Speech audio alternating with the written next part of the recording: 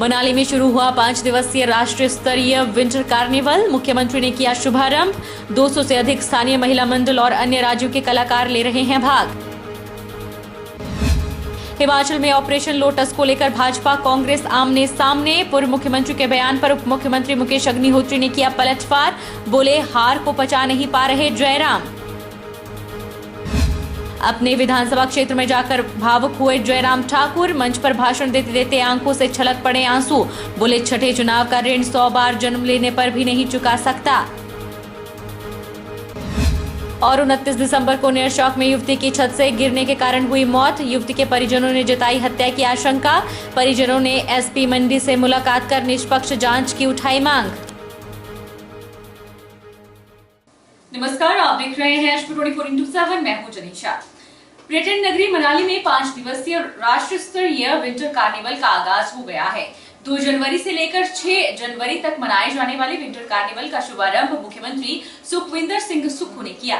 उन्होंने देवी हिडिंबा के दरबार में पूजा अर्चना भी की। मनाली में 5 दिवसीय राष्ट्रीय स्तरीय विंटर कार्निवल का शुभारंभ हो गया है। मनाली में अगले 5 दिनों तक जहां देश के अलग अलग राज्यों की संस्कृति की झलक देखने को मिलेगी, वहीं इस दौरान विंटर क्वीन प्रतियोगिता का भी आयोजन किया जाएगा।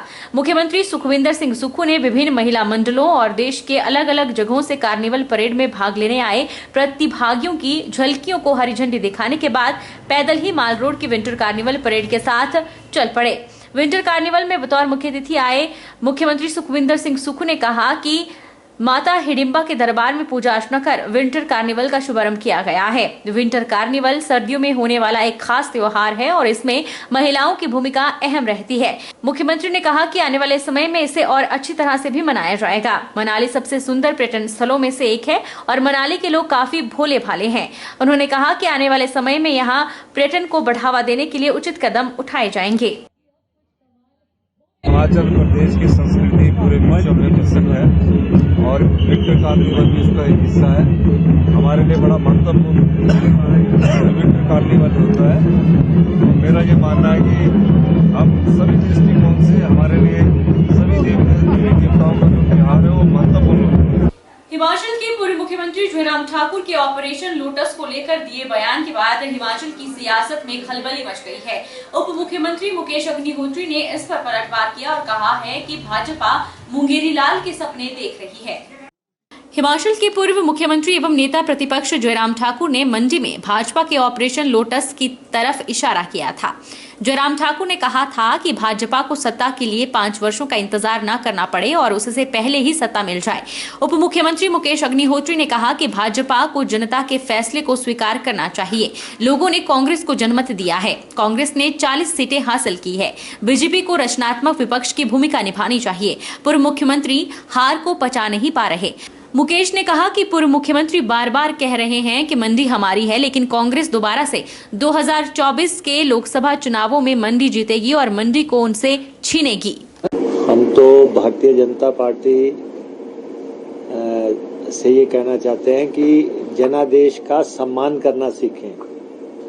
हिमाचल प्रदेश की जनता ने जो मैंडेट दिया है कांग्रेस पार्टी को सत्ता में लाने का मैंडेट दिया है, उसका भारतीय जनता पार्टी सम्मान करे और सत्ता से बाहर बैठकर रचनात्मक विपक्ष की भूमिका निभाने का काम करे। और मुझे लगता है कि पूर्व मुख्यमंत्री जो हार हुई है उसको पचा नहीं पा रहे हैं। पूर्व मुख्यमंत्री कह रहे हैं कि मंडी हमारी है, तो 2024 में ये भी छीन लेंगे।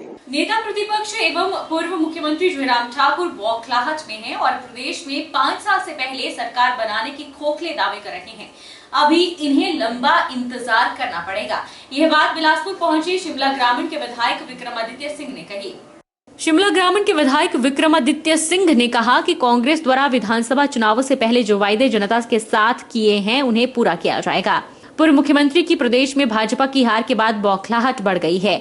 उन्होंने पूर्व मुख्यमंत्री जयराम ठाकुर को सलाह दी है कि वह अनुभवहीनता वाली बातें न करें। उन्होंने कहा कि एक विधायक के इशारे पर पूर्व मुख्यमंत्री को इस तरह की अनाप शनाप बातें करना शोभा नहीं देता।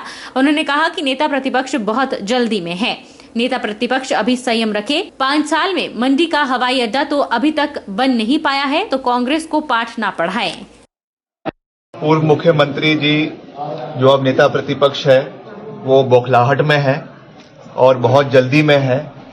अभी तो हमारी सरकार का एक्सपेंशन भी नहीं हुआ है। मुझे लगता है इस समय इस तरीके की बयानबाजी करना एक मंजे हुए खिलाड़ी को शोभा नहीं देता है। मुख्यमंत्री जी जो पूर्व मुख्यमंत्री है वो 5 साल प्रदेश के मुख्यमंत्री रहे हैं।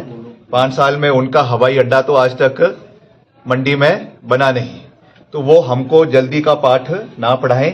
समय रहते हुए सब चीजें पूरी होगी। ओपीएस मुख्यमंत्री जी ने, श्री सुखविंदर सिंह सुक्खू जी ने कह दिया है कि पहली कैबिनेट मीटिंग में ओल्ड पेंशन स्कीम की बहाली होगी तो होगी, और उसके अलावा भी जितने भी और जो बातें हमने करी है, जो चुनावों के समय में भी हुई है, उसके अलावा भी जो कांग्रेस पार्टी की गारंटीज है उसको हम चरणबद्ध तरीके से पूरा करेंगे। ये हमारा वादा है और इसको हम निश्चित तौर से प्रदेश के अंदर पूरा करेंगे। अपने विधानसभा क्षेत्र में जाकर अपने लोगों से मिलकर पूर्व मुख्यमंत्री जयराम ठाकुर भावुक हो गए। मंच पर लोगों को संबोधित करते हुए जयराम ठाकुर के आंसू छलक पड़े। उन्होंने अपार प्यार सहयोग देने के लिए जनता का आभार जताया और कहा कि छठे चुनाव का ऋण 100 बार जन्म लेने पर भी नहीं चुका सकते। अपने विधानसभा क्षेत्र में जाकर अपने लोगों से मिलकर पूर्व मुख्यमंत्री जयराम ठाकुर भावुक हो गए। पूर्व मुख्यमंत्री जयराम ठाकुर ने सराज विधानसभा के थुनाग में आयोजित जनसभा में कहा कि सराज विधानसभा के लोगों ने भरपूर सहयोग उन्हें दिया है। जिन लोगों को वे जानते भी नहीं थे, उन्होंने भी पार्टी का झंडा उठाकर पार्टी के लिए कार्य किया। सराज के लोगों ने उन्हें इतना प्यार और आशीर्वाद दिया। 38,183 वोटों की जीत इतिहास के पन्नों पर दर्ज होगी।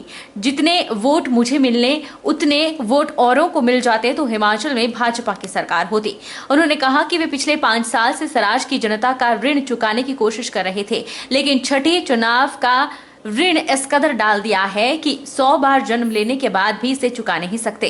पूर्व मुख्यमंत्री ने कहा कि कई बार कहा गया कि सराज में भाजपा जीत नहीं सकती, जमानत जब्त होगी, वहां आप लोगों ने इस प्रकार से सहयोग दिया है।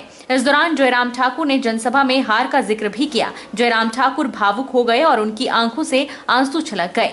खुद को संभालते हुए उन्होंने कहा कि जो कमियां रही है उन्हें आने वाले समय में पूरा किया जाएगा। कोशिश कर रहा था पिछले 5 चुनावों से आपका ऋण चुकता करूं, लेकिन इस छठे चुनाव का ऋण आप लोगों ने इस कदर मेरे ऊपर डाल दिया कि मैं 100 बार भी जन्म लूं तो चुकता नहीं कर सकता। जिस विधानसभा क्षेत्र में कहा जाता था कि हाँ भारतीय जनता पार्टी का कोई भविष्य नहीं है, जहां ये कहा जाता था कि भारतीय जनता पार्टी यहां जीत नहीं सकती है, जहां ये कहा जाता था कि भारतीय जनता पार्टी की जमानत जब्त होती है,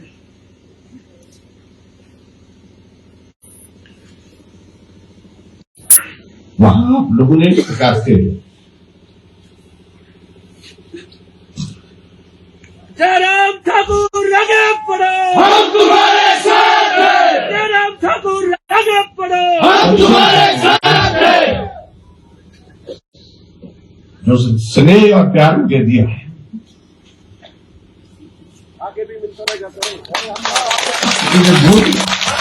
जो कमी छूट गई प्रदेश में, उस कमी को हम महसूस कर रहे हैं कि कैसे छूटी है, कहां छूटी है, उसको आने वाले समय में हम कैसे पूरा कर सकते हैं।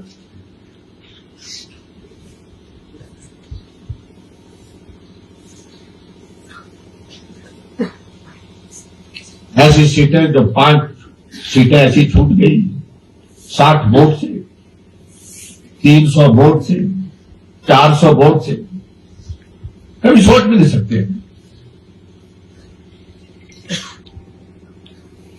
लेकिन जो छूट गई उस कमी को आने वाले समय में आप सबके सहयोग और आप सबके आशीर्वाद से हम पूरा करेंगे, मुझे पूरा विश्वास। वहीं कांग्रेस सरकार पर निशाना साधते हुए जयराम ठाकुर ने कहा कि कांग्रेस सरकार का काम करने का तरीका हट करके है।